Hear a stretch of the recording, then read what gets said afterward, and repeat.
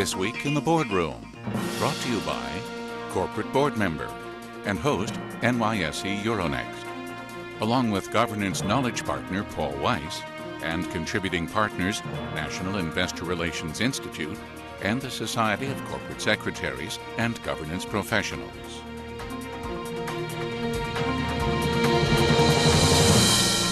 Welcome to This Week in the Boardroom.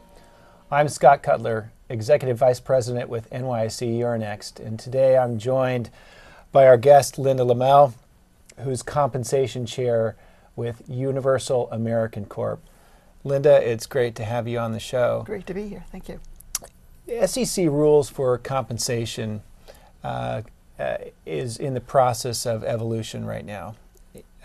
Clearly, all the new rules on executive compensation are putting compensation committees and boards more in the hot seat than we have over the last couple of years. New say-on-pay proposals have impacted a lot of the proxy statements that we went through this last year. And certainly litigation has had an impact as shareholders are voicing their concerns over pay practices. Linda, maybe you can give us a perspective of, first of all, the company that you're involved with, and secondly, your experience as a chair of a compensation committee. Oh yes, now you live in interesting times. That's the Chinese curse. Universal American, the name obviously doesn't tell you what we do, is a life and health company specializing in products for senior citizens. And that means primarily products that relate to Medicare. I've been a compensation chair for, I think, about 5 or 6 years now, in what started out as a nice, quiet chairmanship. I also sat on the audit committee and went through the Sarbanes-Oxley work, and that was, of course, the hot seat at the time, but now things are focused on compensation. Clearly, we have more visibility because of the CDNA that is part of the proxy, and because more of the public is focusing on executive compensation, in part, I think, as a way to vent frustration with things happening in the economy. How would you describe the changes that have occurred over the last 3 years in your role as chair of a compensation committee?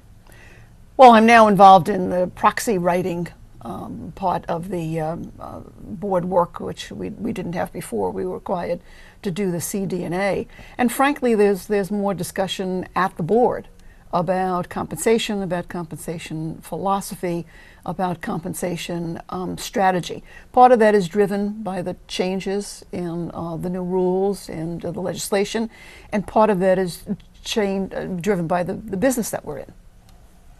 Yeah, I mean, we all know that compensation committees is the new audit committee. Yes, and I'm on the audit committee too.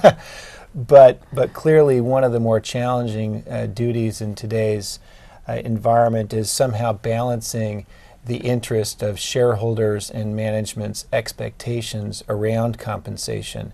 How do you do that effectively? Well, one of the things we have as a general rule in the company and on the board is a very good level of communication between management and the board. We don't talk about compensation strategy or compensation issues in a vacuum. We discuss them with management and with management's assistance. We think that a robust and effective compensation strategy is adding to shareholder value, that they are not really in conflict with each other. In fact, for our company, and I think for most companies that are public, if you were to change the compensation strategy by 5% or by 10%, the chances are you wouldn't even make a dot in what the overall operation of the company is and the ultimate, EBITDA. It's not that kind of number, although I think the public perception is that it's a very, very large number. Yes, it's a large number, but not as a percentage of what goes on in the company. And what we want is a company that has a culture that encourages the development of good people, the keeping good people, and having good people feel satisfied, feel respected, feel well compensated. Studies have been done about people's satisfaction with jobs, and although compensation or the exact dollar amount is clearly a factor, the other elements like feeling appreciated, feeling that they have opportunities, feeling that they're being treated fairly are actually more important.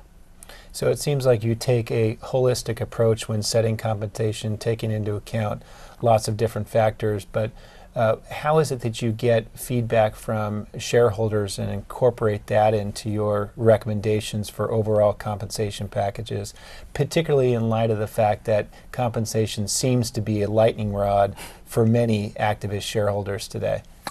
Well, we actually have an advantage in that we have several very large shareholders who sit on our board. And one of them sits on my committee. So they have direct representation. Oh, yes. Oh, yes, yes. And they, frankly, are frequently a voice that's very much directed at, let's do the right thing. It's something we say a lot at the company.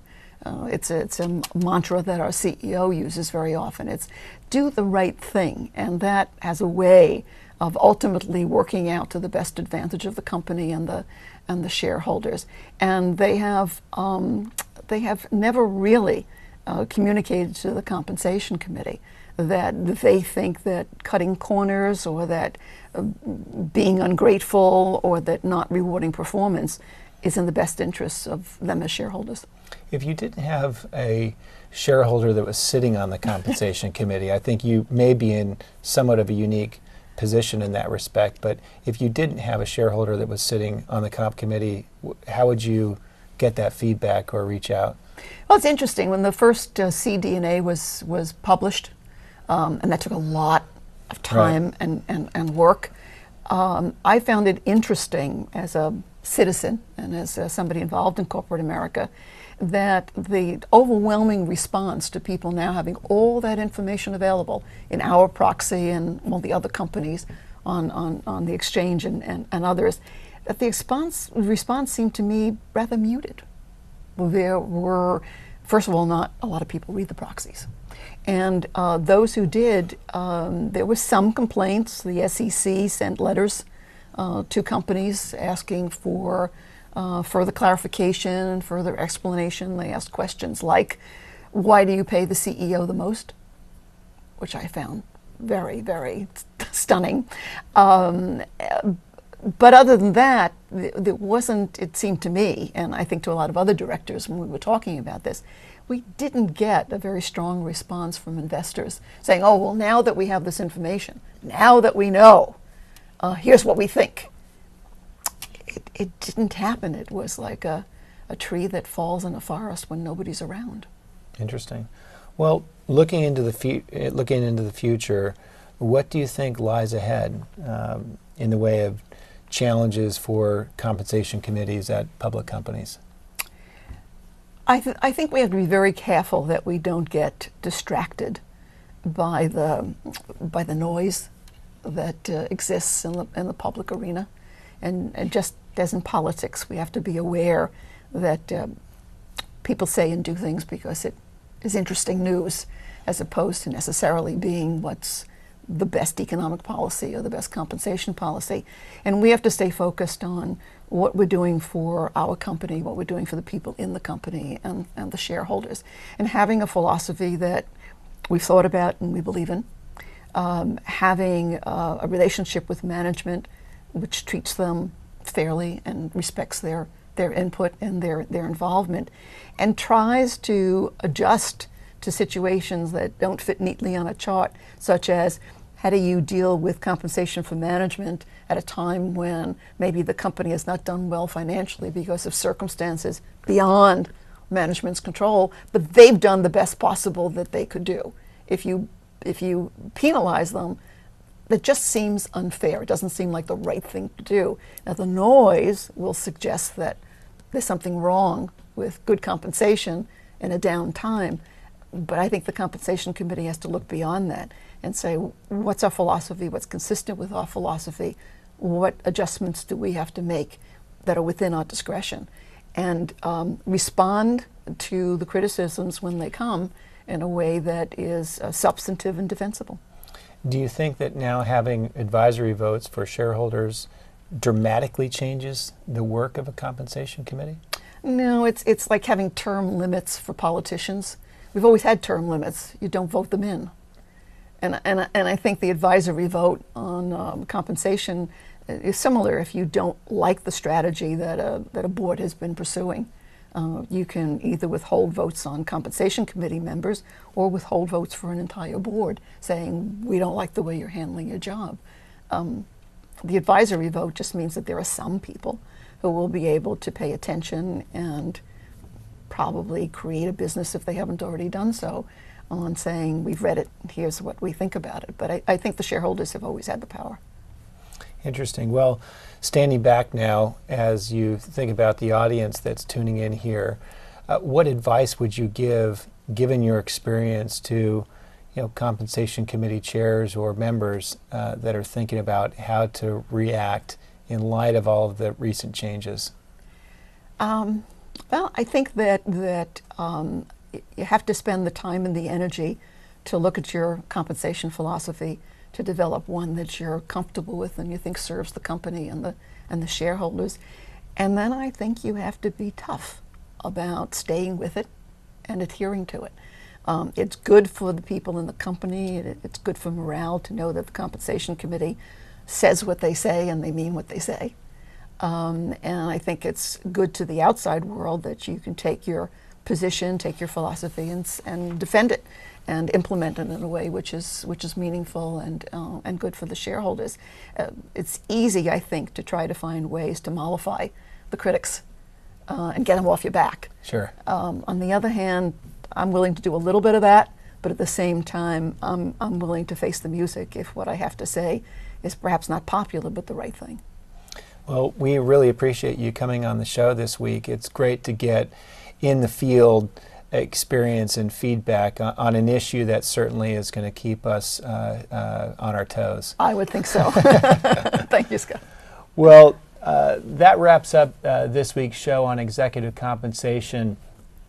I want to remind everybody that it's not too late to sign up for the Corporate Board Member Annual Boardroom Summit that is coming up October 5th through the 7th, as well as the opportunity to participate on the various board or chair committee peer exchanges which happen during that same time period. We'll actually be shooting our show, TK and I, this week in the boardroom like we did last year from the annual Boardroom Summit. And it really is a great opportunity for us to highlight the issues that are facing directors today and help you be a better board member or committee chair. Thank you, and we look forward to more discussions in the future.